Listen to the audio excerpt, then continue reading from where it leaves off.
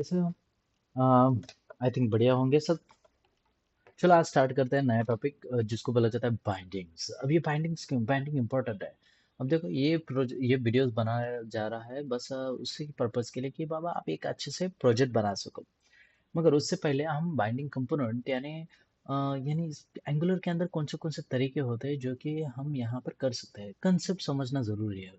अगर डायरेक्टली मैं प्रोजेक्ट पर काम करूंगा तो आपको वो कंसेप्ट हर बार बताऊंगा या फिर बताता जाऊंगा। तो डोंट वरी, मैं एक ऐसा कंसेप्ट प्रोजेक्ट भी बनाने वाला हूँ जिसके अंदर आपको प्रॉपर वे में समझ में आएगा कि बाबा कंसेप्ट को किस तरह से यूज करके वहां पर प्रोजेक्ट बनाया जाए। तो ऐसा नहीं है कि बाबा हम डायरेक्टली स्टार्ट कर रहे हैं एंड प्रोजेक्ट खत्म हो चुका है। नहीं, ऐसा नहीं, बेस्ट एक प्रोजेक्ट लाऊंगा जिससे आप प्रॉपर वे में सॉल्व कर सको। एनजी सर्व करूंगा पहले, एनजी सर्व डैश ओपन, जो कि सबसे इम्पोर्टेंट है। और प्रोजेक्ट करते समय यही चीज़ें याद रखनी होती है कि बाबा हमने कौन से कंसेप्ट सीखे हैं जो कि इम्पोर्टेंट होते हैं। आई नो कि सबको ये कंसेप्ट नहीं आ सकता है या फिर सब कंसेप्ट नहीं कर सकते हैं। तो कभी कभी कोई ऐसे स्टूडेंट्स होते हैं जिन्हें कंसेप्ट के बाद प्रोजेक्ट करना इट्स बेनिफिट साबित होता है। कुछ ऐसे स्टूडेंट्स होते हैं या फिर कुछ ऐसे पर्सन्स भी होते हैं जिन्हें डायरेक्टली प्रोजेक्ट पर काम करने के बाद ही कंसेप्ट समझ में आता है। दो तरीके यानी बहुत तरीके के इंसान और यानी स्टूडेंट्स होते हैं, तो उन सब के लिए कंफर्टेबल यानी प्रॉपर वे में किस तरह से कोड किया जाए वो वाला पार्ट होता है। तो यहाँ पर हमारा एंगुलर अच्छे से रन हो चुका है, कोई प्रॉब्लम नहीं, कोई इशू नहीं है। तो मैं अब यहाँ पर जाऊँगा, कंपोनेंट को राइट क्लिक करूंगा, ओपन विथ इंटीग्रेटेड टर्मिनल करूंगा। ये सारा कुछ पार्ट जो मैं वीएस कोड के शॉर्टकट्स बताऊंगा एंड उसको यूज करना है। सो मैं अब एंगुलर को बताऊंगा कि बाबा जनरेट करना है तुझे, कंपोनेंट जनरेट करना है, वो भी कौन से फोल्डर के अंदर, कंपोनेंट फोल्डर के अंदर। और आप देख सकते हो यहाँ पर कंपोनेंट फोल्डर है। हाँ, तो उस कंपोनेंट फोल्डर के अंदर तुम्हें एक कंपोनेंट जनरेट करना है, उस कंपोनेंट का नाम है बाइंडिंग्स। ओके, तो ये कंसेप्ट है कि बाबा बाइंडिंग्स कौन से तरीके के हैं। तो चलो हम आते हैं यहाँ पर और आप चेक करते हैं कि बाइंडिंग्स कौन से तरीके से होते हैं। सो बाइंडिंग्स इन एंगुलर अगर मैं सर्च करूंगा तो आपको यहाँ पर कहाँ जनरेट किया है, वाओ, राइट नेट, और ठीक है ना। सो बाइंडिंग सिंटैक्स यहाँ पर दिया गया है, या फिर मैं बोलूँ बाइंडिंग सिंटैक्स डिसेबल इमेज। ठीक है, ये इसका एक बाइंडिंग कॉन्सेप्ट होता है, मगर यहाँ पर बाइंडिंग का प्रॉपर तरीका नहीं दिया गया है। एंगुलर कंसेप्ट है, बाइंडिंग है, बाइंडिंग सिंटैक्स डायरेक्टली दिया गया है, और मे बी यहाँ पर अवेलेबल नहीं है। तो अब binding binding binding types of binding कर लेता हूँ। हाँ, हाँ, यहाँ पर एंगुलर बाइंडिंग टाइप्स। ठीक है, हमें बस बाइंडिंग, हाँ, there are different types of bindings in interpolation है, प्रॉपर्टी बाइंडिंग है, स्टाइल बाइंडिंग है, क्लास बाइंडिंग है, एट्रीब्यूट बाइंडिंग है, इवेंट बाइंडिंग है, टू वे बाइंडिंग है, एडवांटेजेस है उनके एडवांट, वो किस तरह से किया जाए। तो बहुत तरीके हैं कि यहाँ पर what is the two way data binds and Angular. There are majorly two bindings in Angular. There, there are two data binding in Angular used to display the information to the end user and allows to end user to make changes to the underline and data using the UI।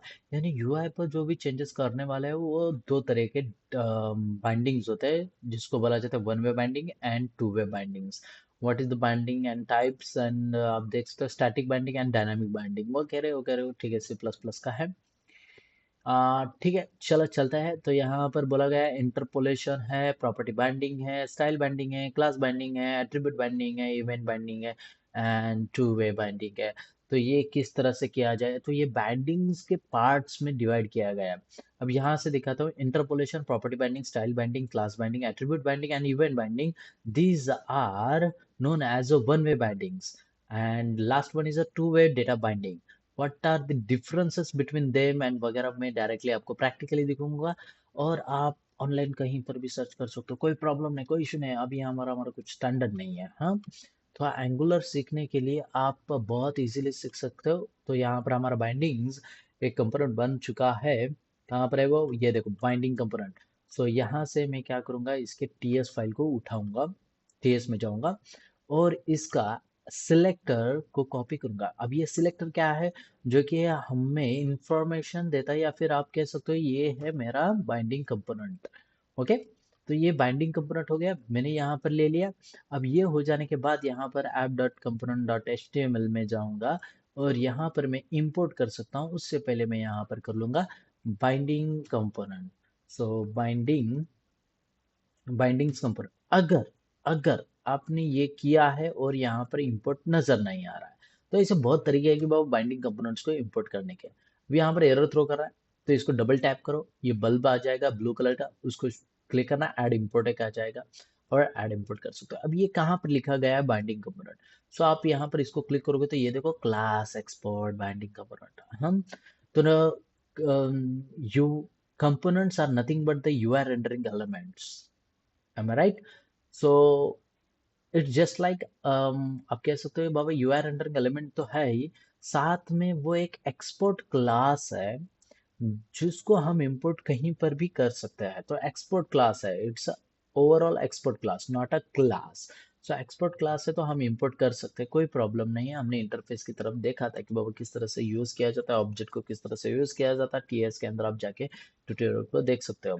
Second one यहाँ पर अब मैं directly start करूंगा कि binding component के अंदर का हमारा HTML के अंदर अगर मैंने यहाँ पर देखा और मैं आऊँगा फ्रंट एंड पर और यहाँ पर आप देख सकते हो बाइंडिंग वर्क्स बोलकर आ रहा है। और साथ ही में मैं आपको बूटस्ट्रैप को किस तरह से यूज करें वो भी सिखा दूंगा। सो बूटस्ट्रैप के यहाँ पर आऊंगा और बूटस्ट्रैप आप कौन सा भी ले सकते हो, बूटस्ट्रैप 5.3 वगैरह वगैरह, आपको जो चाहिए वो ले सकते हो। मैं यहाँ पर स्क्रॉल करूंगा और यहाँ पर हमें इंस्टॉल वाया पैकेज मैनेजर ये भी पार्ट आता है। And second one they include content delivery network, यानी ये डायरेक्टली ऑनलाइन से डेटा फेच करके हमें डेटा रिप्रेजेंट करवाता है। और ये है हम डायरेक्टली हमारे पैकेजेस को इंस्टॉल कर लेते हैं और उसको डायरेक्टली यूज कर लेते हैं। ये वाला पार्ट भी लूंगा, डोंट वरी। पहले मैं यहाँ पर कंटेंट डिलीवरी नेटवर्क से दिखा देता हूँ। ये दोनों को आपको कॉपी करना है, वन बाय वन करो, copy one and then paste करना है। कहाँ पर आप हर एक कंपोनेंट के अंदर कर सकते हो, मगर वो हर एक कंपोनेंट के अंदर करना तो यानी इसका मीनिंग ये क्या है। तो कंपोनेंट रीयूजेबिलिटी के लिए यहाँ पर मैंने ऑलरेडी पेस्ट करके रखा है कंटेंट डिलीवरी नेटवर्क, ये देखो ये कॉपी किया है एंड यहाँ पर पेस्ट किया है। सेकंड वन यहाँ पर स्क्रिप्ट लिखा गया है, वो स्क्रिप्ट को भी यहाँ पर मैंने पेस्ट किया है। तो आप इस तरह से आप डायरेक्टली यूज कर सकते हो कंपोनेंट्स एंड दोनों को। ठीक है, तो ये ऐप इंडेक्स डॉट एच जो कि हमारा फर्स्ट पेज रेंडरिंग एलिमेंट है, तो रेंडरिंग कंपोनेंट है कह सकते हो कि जो कि हमारा इंडेक्स दिखाता है। और इंडेक्स के अंदर का फर्स्ट कंपोनेंट जो रेंडर होता है उसको ऐप रूट नाम दिया गया है जो कि ऐप कंपोनेंट है। ठीक है, तो स्टार्ट कर लेता है। अब यहाँ पर मैंने जैसे ही किया, मगर ये एक्चुअल में लगाया है क्या नहीं, ये हम किस तरह से देखे। तो यहाँ पर मैं दिखाता हूँ आपको एक बाइंडिंग कंपोनेंट्स के अंदर जाऊंगा और इसके HTML में जाते हैं। HTML के जाने के बाद यहाँ पर मैं बोलूंगा एक ड्यू टैग ले लेता हूँ, ड्यू डॉट कंटेनर करूंगा। सो कंटेनर जैसे ही कर लेता हूँ यहाँ पर एक ड्यू कंटेनर बन के आ जाता है और H1 करूंगा। और H1 के अंदर मैं यहाँ पर वन वे बाइंडिंग करना चाहूंगा। सो वन वे बाइंडिंग्स इस तरह से मैंने दे दिया और आप देख सकते हो, ये देखो ये है ब्यूटी। अगर मैंने यहाँ पर क्लास का नाम कुछ अलग लिख दिया तो यहाँ पर वो वापस से चला जाएगा। सो यहाँ पर ऑलरेडी कुछ प्रीडिफाइंड बूटस्ट्रैप के अंदर क्लासेस लिए गए हैं, उनको डायरेक्टली हम यूज करेंगे तो यहाँ पर इस तरह से दिखा देता है। ठीक है, अब उसके अंदर से हम एक ड्यू टैग लिखूंगा, ड्यू डॉट टेक्स्ट सेंटर कर देता हूँ, ड्यू डॉट टेक्स्ट सेंटर। और टेक्स्ट सेंटर के अंदर मैं लिखूंगा H1 और यहाँ पर बोलूंगा इंटरपोलेशन। ओके, इंटरपोलेशन की spelling I think may be interpolation इतना ही है। हम ठीक है, और इंटरपोलेशन जैसे क्या है, ये देखो इस सेंटर में आ चुका है। मैं मे बी यहाँ पर एक क्या कर देता हूँ, HR ले लेता हूँ। सो HR से बहुत अच्छे से एक हॉरिजॉन्टल लाइन रिप्रेजेंट होगी। ओके ठीक है, और वो हो जाने के बाद यहाँ पर भी एक HR है, ये डिपेंड्स करता है आप पर कि आप किस तरह से करना चाहते हो। सो मैं यहाँ पर इनबिल्ट स्टाइल यूज कर सकते हैं। हम स्टाइल किस तरह से लगाते हैं, नॉर्मल वे में स्टाइल लगा सकते हैं। और यहाँ पर मैं बोलूंगा उसको बैकग्राउंड कलर जो है वो एक्वा कर दे। सो ये इसने एक्वा कर दिया, डिपेंड करता है आप किस तरह से करते हो। ओके, तो यहाँ पर मैंने क्लासेस को किस तरह से लगाना है वो भी सिखा दिया। एंड देन मैं यहीं पर करना चाहूंगा उसकी विड्थ, या विड्थ कह सकते हो या उसकी हाइट। सो मैं इसकी हाइट सेट करना चाहूंगा 100 पिक्सल, तो 100 पिक्सल जैसे ही करूंगा तो ये थोड़ा सा बढ़ गया, तो मैं VH कर देता हूँ। VH करूंगा तो व्यू हाइट आ जाएगा, तो ये इतना बड़ा व्यू हाइट आ जाता है। तो डिपेंड करता है वो आप पर कि आप कितने वे में यहाँ पर स्टाइल लगा सकते हो। तो ये तो बेसिक कंसेप्ट है जो कि HTML CSS के अंदर जिसने किया है उसे पता चल जाएगा कि बाबा किस तरह से किस वे में करना है। ठीक है, तो चलो आगे बढ़ते हैं। इंटरपोलेशन किस तरह से वर्क करता है, हमारा बाइंडिंग कंसेप्ट है मेन मोटिव। सो बाइंडिंग करने के लिए मैं यहाँ पर आऊंगा और TS का डेटा यानी क्या, बैकएंड का डेटा आपको फ्रंट एंड पर UI पर शो करवाना है। तो यहाँ पर मैं बोलूंगा यूजर नेम। सो यूजर नेम एक नाम दे दिया जो कि हमारे बैकएंड से आता है, जो कि लॉगिन करने के बाद प्रॉपर वे में यूजर नेम सेट किया एंड देन बैकएंड में आता है। मैं यहाँ पर डायरेक्टली लिख रहा हूँ यूजर नेम, ये जावास्क्रिप्ट है, आप यहाँ पर कर सकते हो। तो यहाँ पर मैंने नाम दिया हिनाटा। आपको जावास्क्रिप्ट की तरह यहाँ पर लेट कीवर्ड यूज करने की जरूरत नहीं, बाय डिफॉल्ट पर लेट ही हो जाता है। तो यहाँ पर हिनाटा कर दिया, तो ये इसको पता नहीं है कि बाबा हिनाटा है मेरे पास। सो मैं HTML में आऊंगा और यहाँ पर बोलूंगा H3 कर देता हूँ, और H3 के अंदर बोलूंगा यूजर नेम इज, और कोलन करूंगा तो यहाँ पर यूजर नेम इज बोलकर आ रहा है मगर उसकी वैल्यू नहीं आ रही है। तो उसके लिए यहाँ पर हम इंटरपोलेशन यूज कर सकते हैं। तो यूजर नेम, और ये देखो सजेशन भी दे दिया मुझने यूजर ने। आपको सजेशन नहीं आ सकते बिकॉज ऑफ एक्सटेंशन होते हैं, तो उन एक्सटेंशन को इंस्टॉल करोगे तो आपको सजेशंस मिल जाएंगे। और यहाँ पर आप देख सकते हो कितना अच्छा है, ब्यूटीफुल है, आपको डायरेक्टली इसने हिनाटा दे दिया। तो ये पार्ट होता है कि बाबा हम डायरेक्टली इंटरपोलेशन को यूज कर सकते हैं। इंटरपोलेशन क्या है, तो जो बैकएंड का डेटा है उसको आप डायरेक्टली यहाँ पर फ्रंट एंड पर UI पर चेंज करवा सकते हो या फिर चेंज हो जा सकता है। अगर मैंने हिनाटा का नाम चेंज कर दिया और आप देख सकते हो यहाँ पर गायब हो चुका है। और यहाँ पर अगर मैंने सकुरा एक नाम दे दिया तो यहाँ पर आप देख सकते हो Ctrl+S टू सेव जैसे ही किया, यहाँ पर सकुरा आ चुकी है। तो इस तरह से यूजर नेम यानी हम डायरेक्टली यहाँ पर इंटरपोलेशन को यूज कर सकते हैं।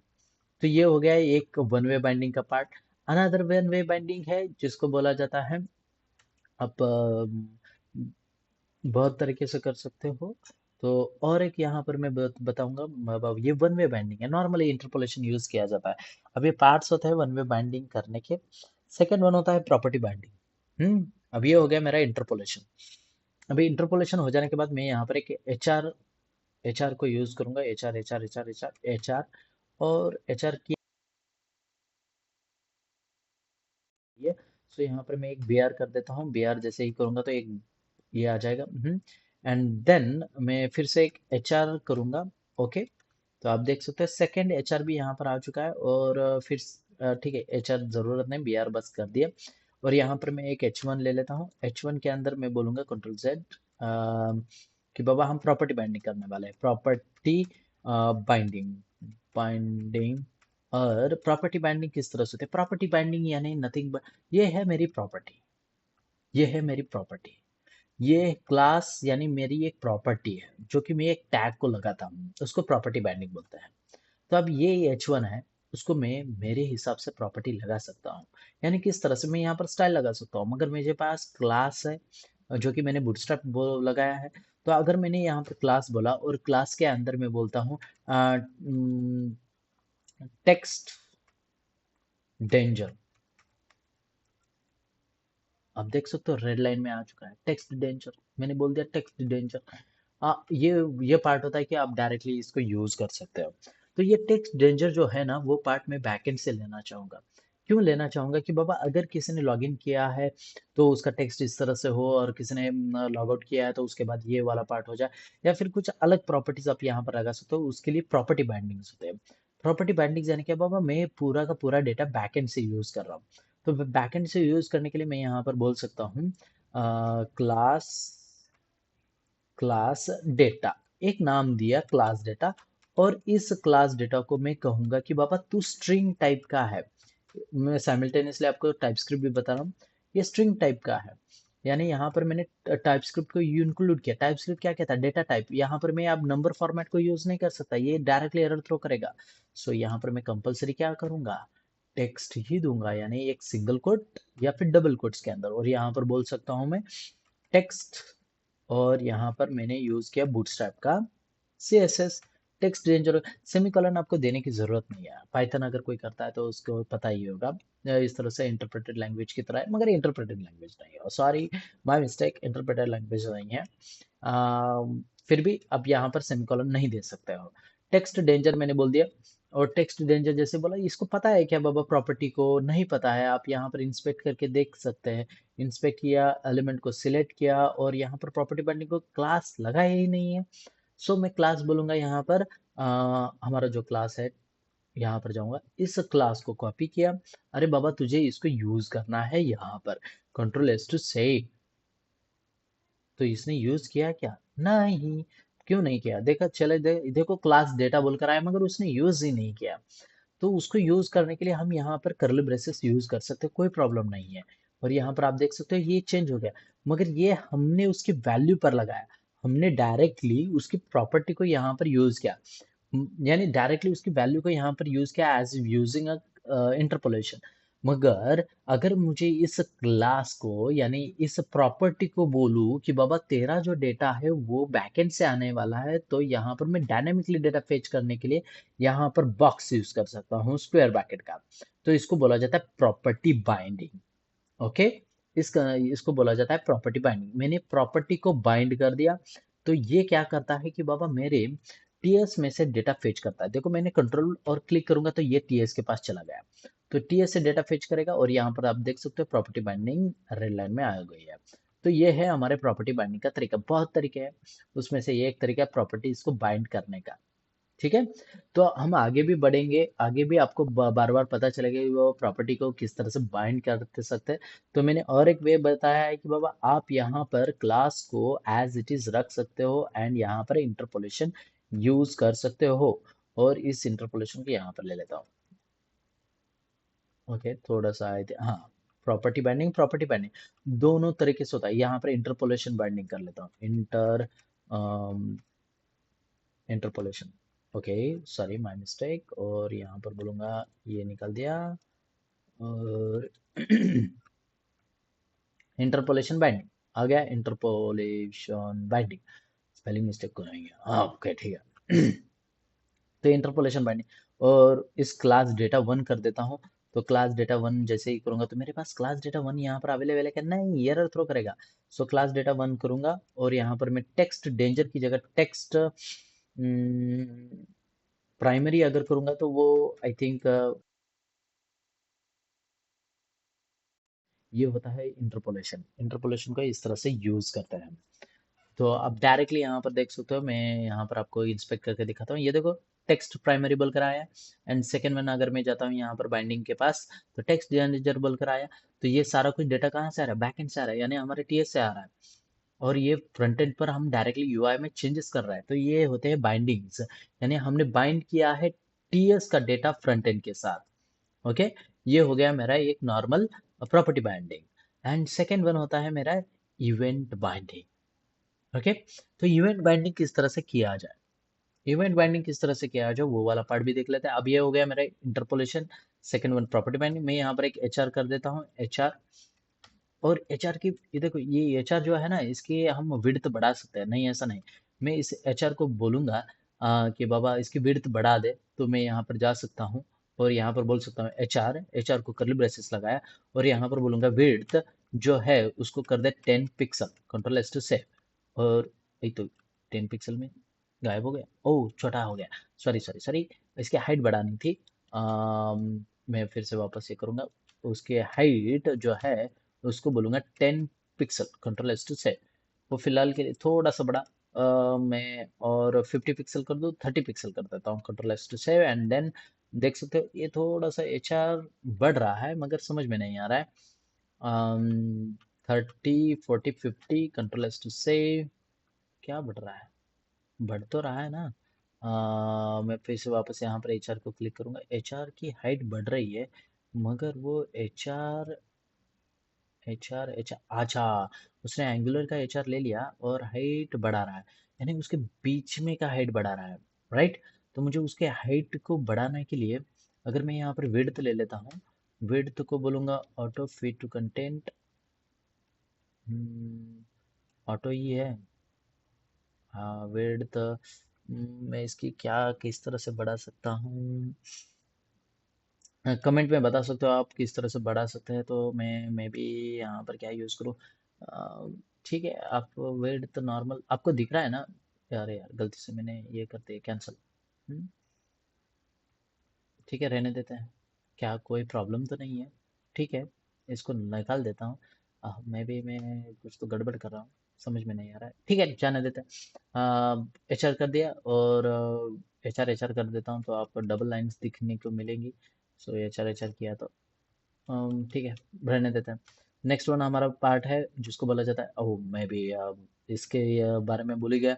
यहाँ पर हमारा 20 मिनट्स खत्म हो चुका है, तो ठीक है, डोंट वरी। एक लास्ट वन है जिसको बोला जाता है इवेंट बाइंडिंग। सो मैं इवेंट बाइंडिंग किस तरह से करते हैं वो भी बताता है। इवेंट बाइंडिंग हम किस तरह से करें, तो यहाँ पर आपको इवेंट बाइंडिंग बोलकर आ गया है। तो इवेंट बाइंडिंग करने के लिए हमें इवेंट्स पता होने चाहिए कि बाबा कौन से इवेंट है। बहुत सारे इवेंट्स होते हैं जावास्क्रिप्ट के अंदर। उस तरह से हम यहाँ पर फंक्शन को कॉल करते हैं जिसको इवेंट बोला जाता है। तो यहाँ पर बटन क्लिक करने के बाद क्या होना चाहिए, कैसे होना चाहिए, वो वाला पार्ट होता है। तो मैं इसको एज अ क्लास, नहीं आप मैं बोलूँगा यहाँ पर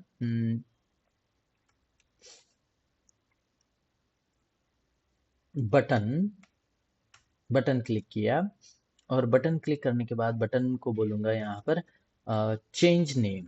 चेंज नेम यहाँ पर मैंने किया। चेंज नेम मैंने यहाँ पर किया। जैसे ही चेंज नेम को क्लिक करूंगा, यानी मुझे यहाँ पर एक फंक्शन बनाना पड़ेगा। तो ये ऑन क्लिक अगर हम लिखेंगे तो कोई प्रॉब्लम नहीं है, मगर उसको पता ही नहीं कि बाबा ऑन क्लिक क्या। ऑन क्लिक रिजर्व कीवर्ड है किसका? जावास्क्रिप्ट का।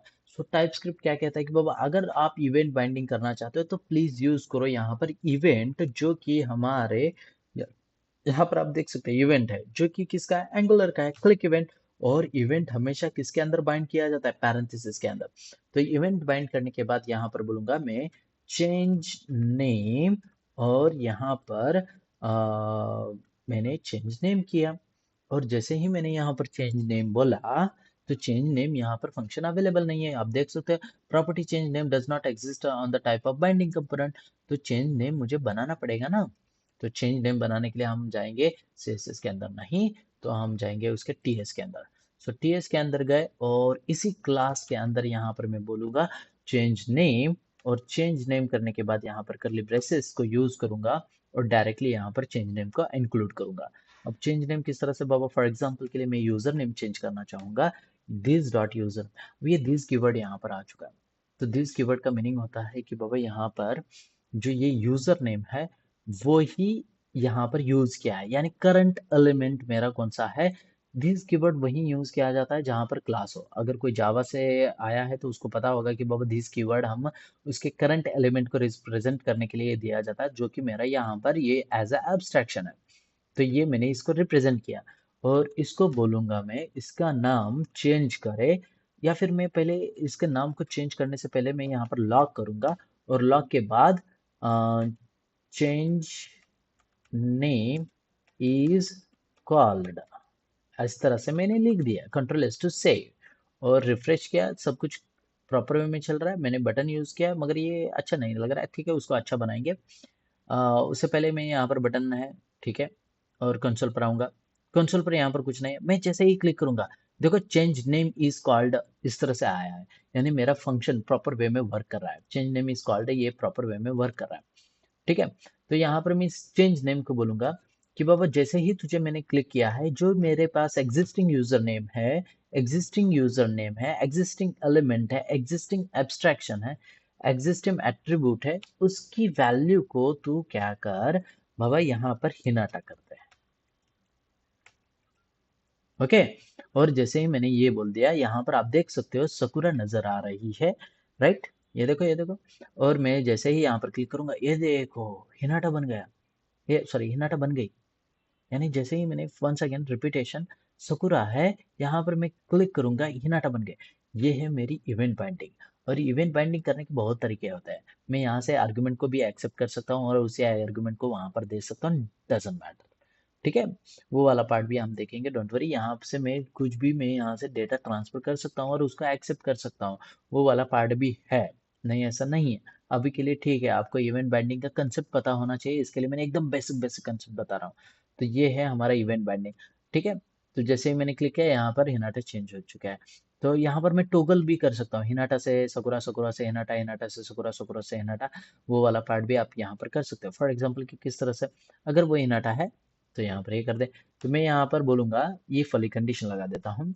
इफ इफ वाली कंडीशन लगाई, और इफ में मैं बोलूंगा जो यूजर नेम है वो equals to strictly equals to, अगर अगर जावास्क्रिप्ट किसको पता है तो, अगर वो हिनाटा, सॉरी, अगर वो सकुरा है, देखो, सकुरा अगर है तो क्या कर दे, तो वो करे ये, राइट। अगर वो सकुरा नहीं है, यानी वो इफ, एल्स इफ लगा देता हूँ, एल्स इफ, अगर वो एल्स बस लगाए तो यहाँ पर मैं बोलूंगा इफ अगर यूजर नेम जो एग्जिस्टिंग यूजर नेम है वो इक्वल्स टू डबल कोट्स के अंदर मैं बोलूंगा हिनाटा अगर है, तो यहाँ पर क्या करे कि बाबा यूजर नेम को तू चेंज कर, किससे, सकुरा से, सकुरा। और यहाँ पर मेरा टोगल हो चुका है। अब ये देखो, सकुरा है, मैंने बोला ये हिनाटा, ये देखो, हाँ अब ये देखो देखो देखो देखो, हो रहा है कि नहीं। ये देखो सकुरा हिनाटा, ये देखो सकुरा हिनाटा, सकुरा हिनाटा। ये मैं यहाँ पर टोगल कर सकता हूँ, टोगल भी कर सकता हूँ, कोई प्रॉब्लम नहीं, कोई इशू नहीं है। ये वाला पार्ट होता है कि आप किस तरह से यूज करते हो। चलो मैं यहाँ पर एक क्लास, बटन क्लास दिखा देता हूँ, क्लास, और यहाँ पर बीटीएन, बीटीएन, बीटीएन बीटीएन लिख दिया, तो यहाँ पर नहीं है कुछ, और BTN warm, control S to save, नहीं है। और यहाँ पर BTN secondary, control S to save, हाँ ये देखो सेकेंडरी है।